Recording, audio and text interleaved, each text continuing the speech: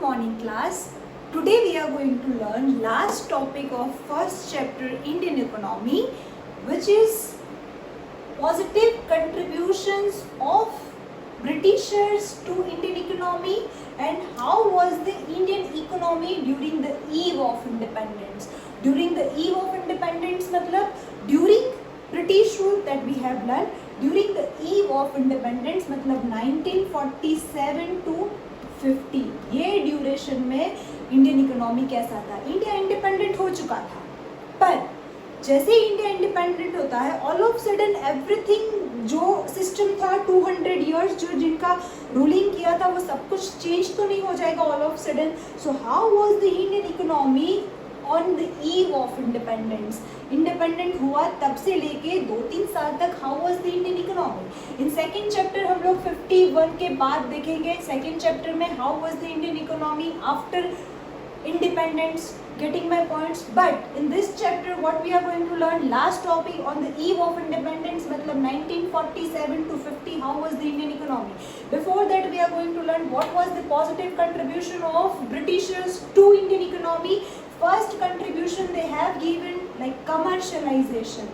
मतलब अपने ब्रिटिशर्स जब नहीं थे तब हम लोग नॉन कैश क्रॉप्स को ग्रो करते थे, मतलब which are not for the sale, right. हम लोग सेल के लिए क्रॉप्स को ग्रो नहीं करते थे. बट जैसे ब्रिटिशर्स आए उन्होंने हमको क्या सिखाया, व्यापार करना सिखाया, कमर्शलाइजेशन सिखाया. सो फर्स्ट कंट्रीब्यूशन उन्होंने जो हमको अच्छा सिखाया वो है कमर्शलाइजेशन. उन्होंने हमको मार्केट में सर्वाइव करना सिखाया, मार्केट तक अपना प्रोडक्ट पहुंचाया और उसको कैसे व्यापार करते, ट्रेड कैसे करते हैं.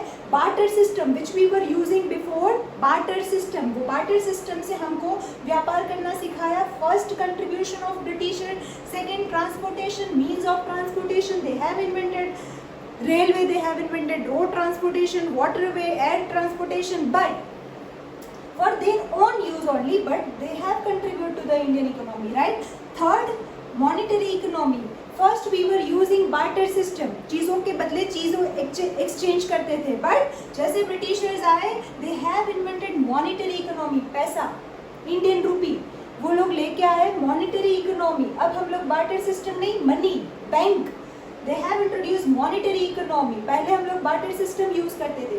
Fourth they have taught us effective administration, कैसे रिकॉर्ड को जैसे रिकॉर्ड कीपिंग हो गया, एडमिन दैट जैसे सारे रिकॉर्ड्स को हम लोग कैसे मेंटेन करते हैं, वो पूरा एडमिनिस्ट्रेटिव जो सेटअप है पूरा हमको सिखाया उन्होंने.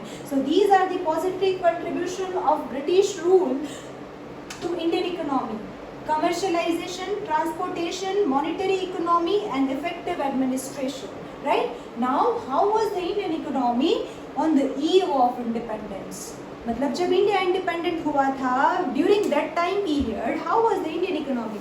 अगेन फर्स्ट कॉलोनियल इकोनॉमी, 200 साल 200 years the Britain have been ruling over the India, right. So it is not that much easy कि all of sudden India got independence तो जो कॉलोनियल इकोनॉमी है वो हट जाएगा. क्वाइट इम्पॉसिबल है. Major थोड़े बहुत एरिया में मॉडर्न इंडस्ट्रीज का सेटअप होना स्टार्ट हो गया था, बट अभी भी बहुत ऐसे एरिया थे जहाँ पे अभी भी ज़मींदारी सिस्टम फॉलो हो रहा था. तो तभी भी जब इंडिया गॉट इंडिपेंडेंस तभी भी कौन सा इकोनॉमी चल रहा था, कॉलोनियल इकोनॉमी. कॉलोनियल इकोनॉमी क्या था, system between two country when one country became colony and second country became the ruling country, right. अभी भी कहीं कहीं पे ज़मींदारी सिस्टम एंड कॉलोनियल इकोनॉमी था. Second, semi federal economy. Semi federal economy क्या होता है, फेडरल इकोनॉमी मतलब जमींदारी सिस्टम, फेडरल इकोनॉमी मतलब जमींदारी सिस्टम प्लस कुछ कुछ एरिया में कैपिटलिस्ट इकोनॉमी फॉर्म होना स्टार्ट हो गया था. What does it mean, capitalist economy मतलब मॉडर्न इंडस्ट्रीज का सेटअप होना. सो कुछ कुछ एरिया में मॉडर्न इंडस्ट्री सेटअप हो रही थी. तो on the eve of independence दोनों मिक्स हो गया, zamindari system plus capitalist economy. Feudal economy plus capitalist economy is equal to semi feudal economy. समझ में आया? Why it is called as a semi feudal economy? क्योंकि यहाँ पे मिक्सचर था। अभी भी बहुत सारे एरिया में फेड्यूल इकोनॉमी मतलब जमींदारी सिस्टम चल रही थी और बहुत सारे एरिया में मॉडर्न इंडस्ट्री सेटअप होना स्टार्ट हो गई थी। सो दोनों कॉम्बिनेशन था, feudal economy and capitalist economy, that is why it is called as a semi feudal economy. Clear? Third, stagnant economy. Stagnant economy already we have learned in previous lecture that stagnant economy मतलब stuck, बहुत slow in path of development. Development के path में बहुत slow है। सो economy कैसा था? Still stagnant, slow था, बहुत स्टक हो चुका था, ग्रोथ नहीं कर रहा था। बैकवर्ड इकोनॉमी, अभी भी बैकवर्ड था क्योंकि पॉवर्टी इतनी थी, अभी भी बर्थ रेट, डेथ रेट अभी भी इतना ज़्यादा था, लिटरेसी रेट बहुत कम थी, एम्प्लॉयमेंट रेट बहुत ज़्यादा था, अनएम्प्लॉयमेंट रेट बहुत ज़्यादा था। सो अभी भी अपनी इकोनॉमी कैसी थी? Backward. Depreciated economy, what does it mean? Depreciation आप अकाउंट में पढ़ते हो, मतलब कोई भी एसेट्स की वैल्यू में टाइम चलते उसकी वैल्यू में डिक्रीज, जैसे वैल्यू डिक्रीज होती है that will comes under the depreciation. तो हमारी जो इकोनॉमी थी, इंडियन इकोनॉमी, उनके पास असेट्स तो होगी, हाँ ऑफ कोर्स, बहुत अच्छी अच्छी मशीनरीज थी जो वॉर में ब्रिटिशर्स ने यूज़ भी किया, बट वो सारी असेट्स को ओवर यूज़ किया।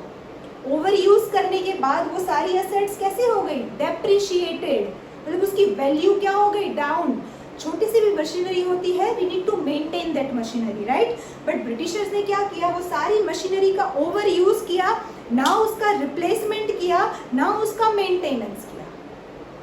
Getting my point? तो पूरा इकोनॉमी कैसा हो गया? डेप्रिशिएटेड, मतलब पूरा असेट्स का वैल्यू क्या हो गया? डाउन हो गया, ना उनको रिप्लेस करके दिया, ना उनका कुछ और अरेंजमेंट किया था। इसीलिए पूरा इंडियन इकोनॉमी कैसा हो गया था? Depreciated economy.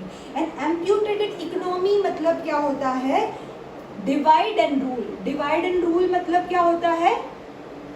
इंडिया को दो पार्ट में उन लोगों ने डिवाइड कर लिया, इंडिया एंड पाकिस्तान। जितनी भी फर्टाइल लैंड थी वो किसके हिस्से में गई? पाकिस्तान। तो यहाँ पे जब डिवाइड एंड रूल हुआ तब इंडिया के साथ क्या हुआ? डिस्क्रिमिनेशन हुआ। सो ये एम्प्यूटेटेड इकोनॉमी मतलब divide and rule. India got partition into the two part, India and Pakistan. The most fertile land went to the Pakistan. Getting my point? So India got discriminated during this divide and rule.